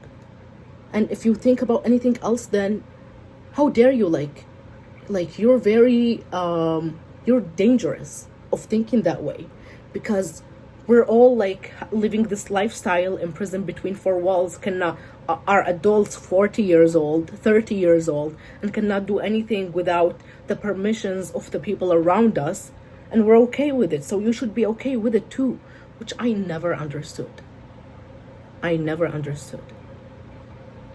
So that's why I chose to take that risk, that leap of faith, even though I didn't think it would succeed or not of escaping. Yeah. A lot of Saudi men will say a woman deserves to be there, or that they should be thankful that the government provides facilities to protect them, quote unquote, protect them. Like I said, Saudi men are actually, I think they're in love with this idea of these facilities, and they love them so much because they can threaten their victims with it. Like, if you speak up, if you dare to speak up or do anything that I do not approve, then I'm gonna send you to a prison that's gonna actually torture you even more. So you either obey me and become my slave, or you're gonna be sent to these facilities. So they know how to control their victims even more. There are no detention centers, and any allegations of abuse is taken seriously and subject to through investigation. Women are free to leave at any time, whether to attend school, work, or other personal activities, and may exit permanently whenever they choose.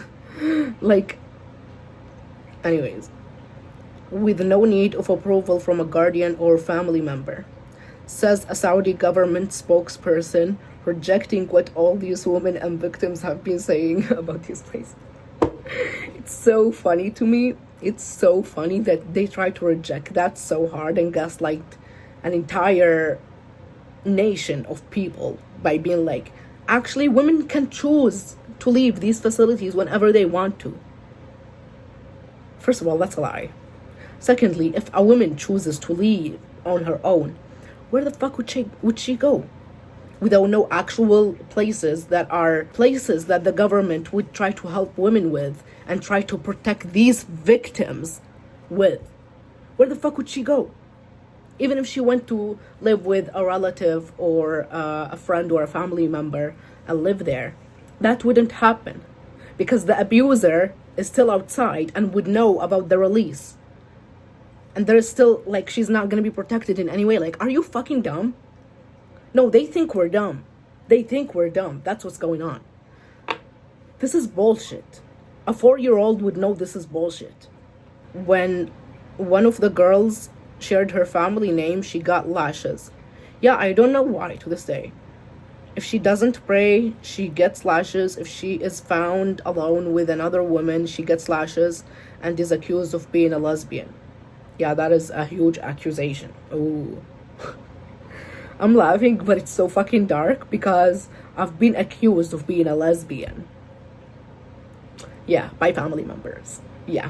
And I'm like, okay, like, you're almost right because I'm not a lesbian, I'm trans, but you're all like, you almost got it. You're almost there.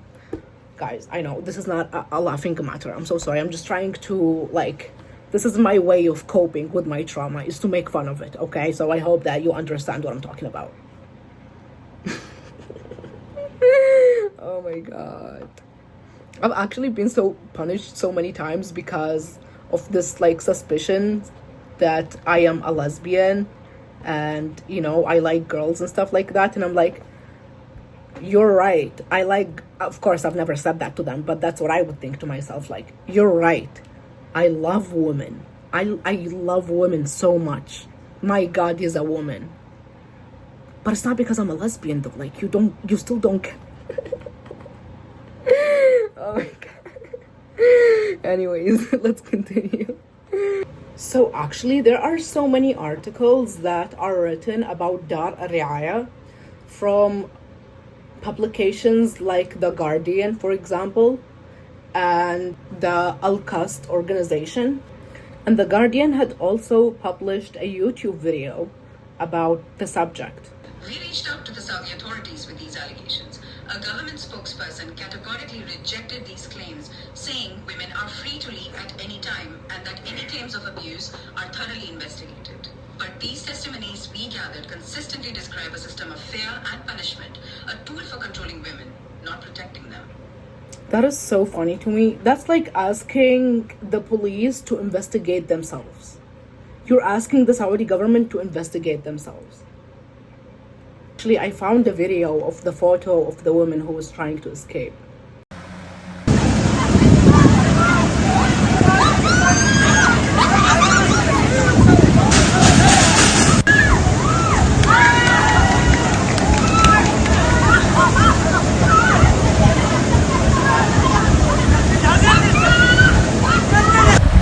اللي أنا شفته بداخل مؤسسة مكة أو دار رعاية الفتيات كما يطلق عليها كان من أغرب الأشياء اللي شفتها في حياتي، حيث تحاكم الضحية. يعني كانت بتحاكم الضحية أو المعنفة أو البنت اللي فرت من بيتها بسبب التحرش الجنسي. أنا قابلت بعض الحالات كانوا بيعانوا من تحرش جنسي في بيوتهم وتعنيف أسري، وكانوا في أغلب الحالات بيفروا من المنزل ويقوم الأب بتبليغ السلطات عن فرار بنته. كانوا الشرطة طبعا بتبحث عنها وبيبدأوا بسجنها ومن ثم محاكمتها.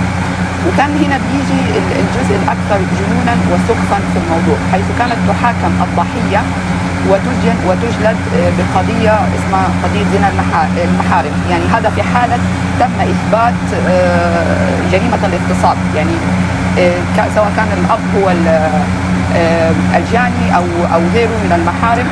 كانت الفتاة في أغلب الحالات ما بتجد إلا الشارع مأوى لها، لأن الشرطة مستحيل يعني تستمع إلى أقوال فتاة تحت سواء كانت هي بالغة في الرشد أو ما زالت قاصر، لأنه دائما المرأة عندنا هي مرأة قاصر. يعني حتى لو كان عمرها 60 سنة فمحرمها هو الأصح وهو الأكثر وهذا الكلام. اللي بيجلسوا في السجن اللي أهلهم ما بيرضوا يستلموهم يضلوا جالسين في السجن لين ما المؤسسة تشوف لهم أحد يتزوجهم، تشوف لها عريس. وداني المستشفى بوداني بالمستشفى بالحمام الكرام مقفل علي. أنا لما قعدت فترة مع نفسي كنت أشوف كذا أناظر أحيانا أقول ما شاء الله يعني الزبالة يهتمون فيها. That is so sad. That is so sad. And again, all of these women speaking up are Saudi. They're speaking with Saudi accent. So if this is not proof, I don't know what to tell you. Criminal charges in the Saudi system, like the absence and the escape and the uq, which is basically disobeying family members. And I'm gonna add the screenshots and everything to this video.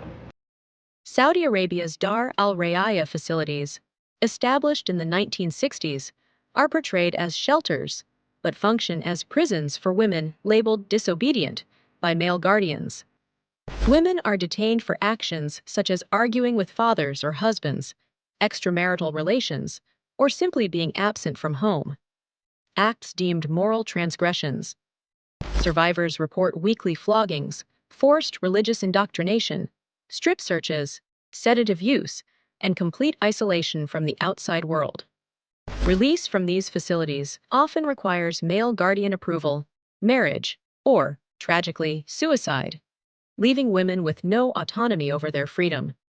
Those who speak out against these abuses face severe repercussions, including repression or exile, effectively muting dissenting voices.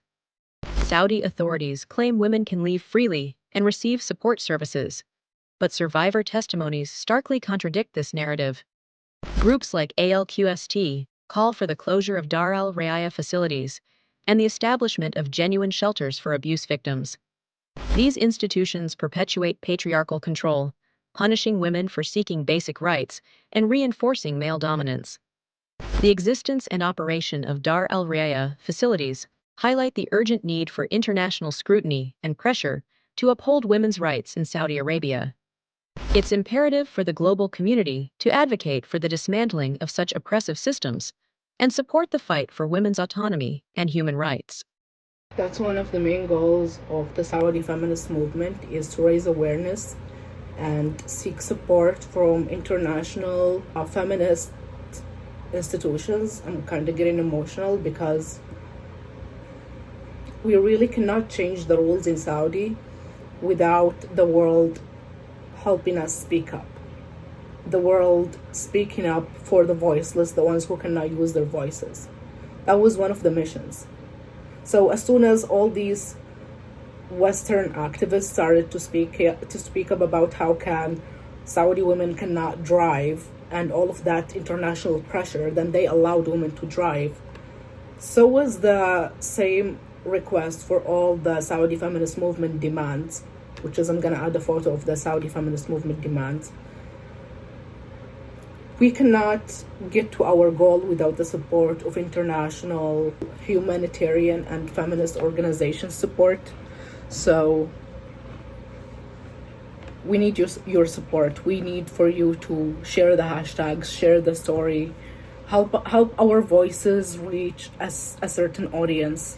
Like, we need our stories to get out into the world. We need the world to know about what's going on. That's why we cannot stay quiet, because there's so many women still living in that hell. So we need the world to know what's going on. We need the world to help us speak up, to be our voices. So there are articles about these care homes and care facilities and compassion facilities in Saudi. You know, they like to use all these cute names, and there are so many articles written about it by ECDHR and The Guardian and other journalists, and I'm gonna add all the links to their articles because I feel like if I read the entire articles to each one is gonna take even more time, and they're basically saying what I said, the same thing, but adding more information and adding information about what a Saudi spokesperson had said about it, completely denying the whole thing. So I'm gonna add all of these articles in the description to this video, so you can just read the articles. I would recommend reading the article that's written by The Guardian because it sums it all up. I found this tweet which I thought is really important for me to share. The care home survivor Khulud Baraida, which is one of those Saudi women who escaped Saudi Arabia, always repeats in her interviews the story of the 18-year-old girl who was imprisoned due to a missing person report, which is the abstinence report, and attempted suicide. The psychological torment in prison is not limited to the harm of the prison itself, but is compounded by the stories of unjustly imprisoned individuals alongside the prison. I'm gonna share the video with you. بلغ عنها بلغ انها هروب، فالشرطه اعتقلتها وجابوها على المؤسسه وهي كانت صغيره عمرها 18 سنه، وحكمت وقضت مدة، وكانت المؤسسة تبغى تخرجها مع أبوها، وأبوها رفض استلامها. ف يعني أذكر هذه الحادثة جيد، إنه كنت نايمة، هو قد حصل حريق في المؤسسة، فلما أقوم مفجوعة من النوم بفكر إنه في حريق تاني هيحصل. فهذا اليوم قمت مفجوعة إنه كان في هرج ومرج في العنبر، ففكرت إنه المؤسسة فيها حريق تاني. فقلت ما كيف ما صحوني وزي كده وتركوني نايمة، لكن كانت هي شانقة نفسها في الحمام. هي ما ماتت، أنقذوها، لكن شنقت نفسها فعليا. هو في حال الأب هلا بهي الحالة مثلا رفض استقبالها، هي شو بيكون مصيرها؟ بيكون مصيرها المؤسسة، ما فينا تخرج لأي مكان آخر. ما فيها تخرج أي مكان آخر، بتضلها في المؤسسة إلى أن يشاء الله، أو أن تجد لها المؤسسة عريس مناسب يتزوجه. طبعا العريس المناسب اللي هم بيقولوا عنه مناسب هو بيكون واحد من الاثنين، يا شخص مسن وما في يعني، او يبغى يتزوج واحده صغيره مره فبيجي ياخذ واحده من المؤسسه، او واحد متشدد دينيا. لن اطلق اي مصطلحات من اللي بيطلقوها الاخرين كوهابي او ما وهابي او مطوع، ملتزم متشدد جدا دينيا يبغى يكسب اجر، او واحد يبغى واحده بمهر رخيص يعني، وهي بيكون البنت كده كده مكسوره عينها يعني، اذا سوت شيء بترجع المؤسسه. لما كنت تشوفي هاي المشاهدات يعني كانت انا كنت وقت اشوف هذا الشيء كنت اغضب من الله. تغضب من الله؟ كنت اغضب من الله يعني، كنت اغضب من الله يعني، لانه مع كل ايمانك مع كل ايماني كنت يعني اغضب من الله. فانا دائما كنت التجئ يا للصلاه يا للقران يعني. وقتها حتى لسه ما كنت كملت حفظ القران، فاجيت افتح القران مو قادره اقراه. فكنت بجادل نفسي كما جدلت نفسي، وكما قمعت نفسي، وكما قمعت افكاري، وقصيت على نفسي في الايات الغريبه اللي انا يعني اللي انا ما كنت اقدر افهمها. كمان ما فهمتي هذا الظلم اللي انت برايك عم تعرضوا. The care home today and what happens behind its walls with some mistakes does not align with the demands of the era, with the vision of 2030 in empowering society. Which again, like this whole thing of Saudi women being like, oh, we empower women and all of that bullshit that non-Saudis see online is something, it's a political agenda. It's something that the Saudi government is paying billions to journalists and news publications to send these lies to the world, to be like, oh, actually our women are living perfectly fine. Look, our women are living perfectly fine, and they show example of a privileged woman who her family already allows her to be free and does all of these things, and be like, see, that's what we do. Which is absolutely disgusting. And like paying billions to these travel influencers to come to Saudi to promote their bullshit. The murderers pay millions in compensation in court, while a girl in the care home is not taken by her family, remaining there for life. She's talking about when someone kills a girl, a family member, a daughter, a sister, in the name of honor. Sometimes they will agree to let the charges go, which is non-existent to begin with. They will let the charge go if the assaulter pays a certain amount of money, then he can actually go live entire life again like he did nothing wrong. Which is in many cases, he doesn't even pay it in his own pocket, but the society, they agree to raise funds for him. His society, his family members, his tribe, they all actually pay money to help free a criminal, because to them it's like justice. He didn't do anything wrong. We need to help him get out of prison. He was not even gonna be jailed for that long to begin with. While the girl lives in that care home forever, like she killed someone or did something and she didn't. So that's what this tweet means. So this is what I'm talking about the selling women in Dar Alreaya and how they sex traffic women. Basically, that's literally what it is. It is sex trafficking, period. You cannot convince me otherwise. This is sex trafficking. That's what they do to women. If you're there and you stayed until you were over 30 and your family doesn't want you, they're gonna sex traffic you into an arranged marriage that you didn't even agree on, and they will take the money and basically sell you. They're selling women in Saudi. This is public sex trafficking. Here's the proof. basically in these care homes websites, which I couldn't access. I believe it's because I don't use a Saudi VPN. I don't know why. If you can do, please let me know. But this is in one of their care homes, like demand section. There will be men in the demands or like request sections of the websites of these care homes requesting to be married to some of these women. And here's some of the what they say. I'm gonna read it in Arabic. أرغب بالزواج من الدار. أفيدكم بأنني يتيم الأم والأب وأرغب بالزواج من فتاة وأبلغ من العمر. Like actually requesting to buy off a girl. There is another one. أريد الزواج أنا مواطن ولا أقدر على مصاريف كثيرة وأرغب بالزواج. That's why he couldn't do what's the normal arranged marriage in Saudi, even though it's fucking disgusting to begin with. And he's like, because I don't have lots of money, I can't spend so much money, I would like to buy off a girl from you, do the arranged thing from you. By the way, these men know damn well that these girls have no other options and have no say. That's why they go to these care homes as a last option thing. And I would like to get married. So they can like literally, this is like a last option thing because they know these women will want to go with them because it's, to them, it's a prison that's a little bit bigger than the prison that they're already in. So they would want to leave that torture, basically. And these men know this. So when they take them, these women, from the torture they were living in, they feel free to abuse them as much as they want and assault them as much as they want, because where are you gonna go? You got no one protecting you. Where are you gonna go? Do you want me to get you back to that prison that I just took you away from? It's absolutely disgusting.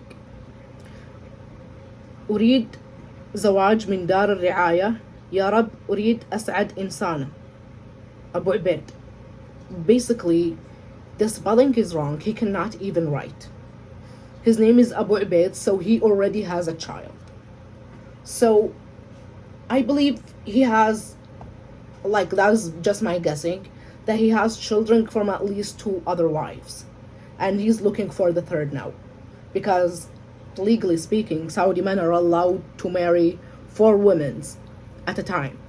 Like, while you're marrying your wife, you can marry another one and a 3rd one and a 4th one. And if you want to marry a 5th one, you have to divorce one of the 4 ones. So, like, the limited is 4. But they can marry 4 women in the same time, and that's legally acceptable. It's absolutely disgusting. This guy says, أرغب بالزواج معي دكتوراه وضعي جيد وجاد. And he has his phone number. And I'm not gonna remove his phone number or anything. Like, this is actually his phone number. He says that he has a doctorate degree. Like, if you have a degree this high in education and you are living in a good situation, like you say, why the fuck can't you marry off in a normal way or go ask a woman's hand? Even by the traditional ways of arranged marriages, which is the only acceptable way of marriage in Saudi. Why can't you go do that if you are actually okay? Like, there has to be something very wrong with these men to consider these facilities as a last option. Just think of it. How fucked up do they have to be? My phone fell off, but just think of like how fucked up these men have to be, that the typical Saudi family would not accept them to marry off their daughter, even though they usually marry off their daughters to anyone and everyone, just as long as the money is there, you know?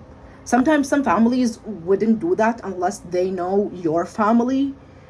But still, the traditional arranged marriages in Saudi are so disgusting. So just think of it, how disturbing that is. So is he a doctor or does he have a doctorate degree?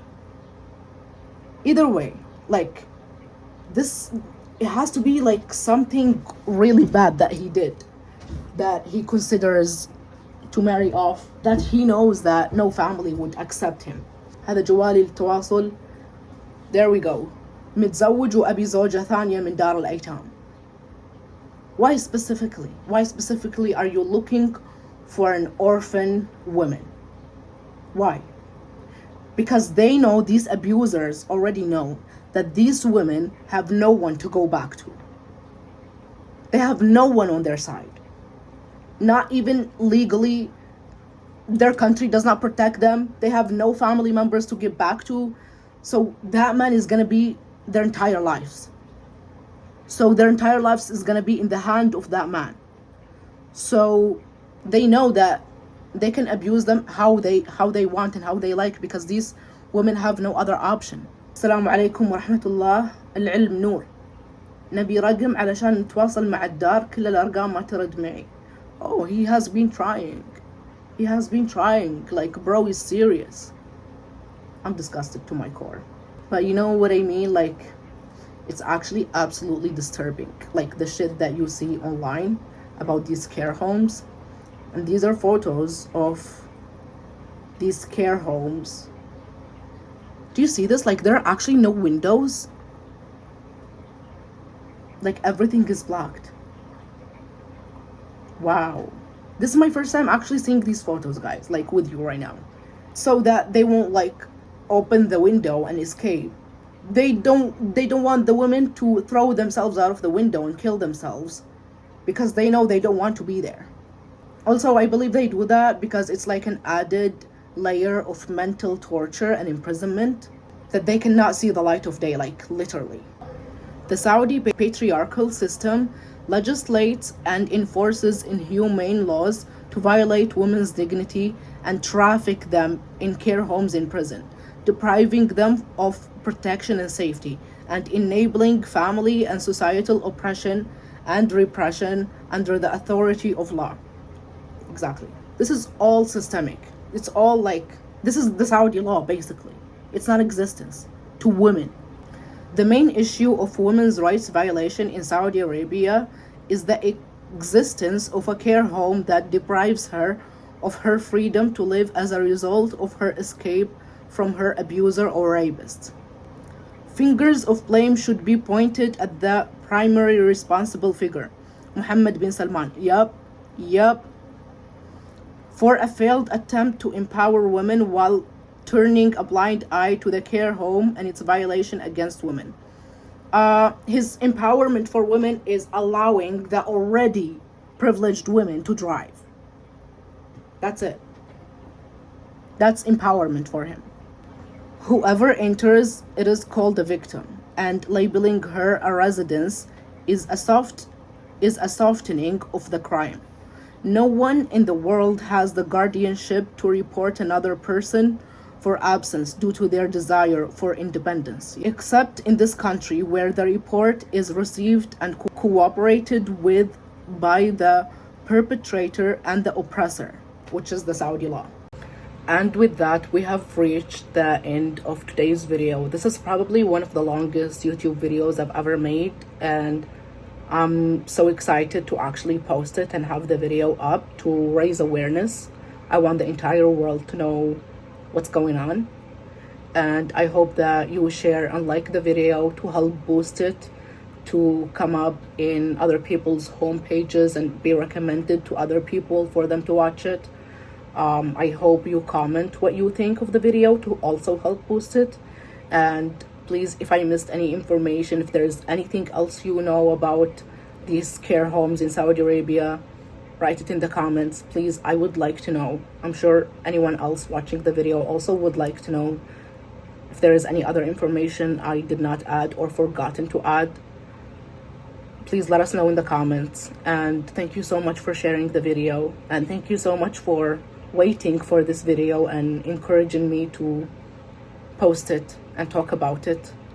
And thank you for supporting my channel, and I will see you in the next video. Please take care of yourself and drink water and stay safe, and remember that you are loved. Thank you for watching. See you next Monday.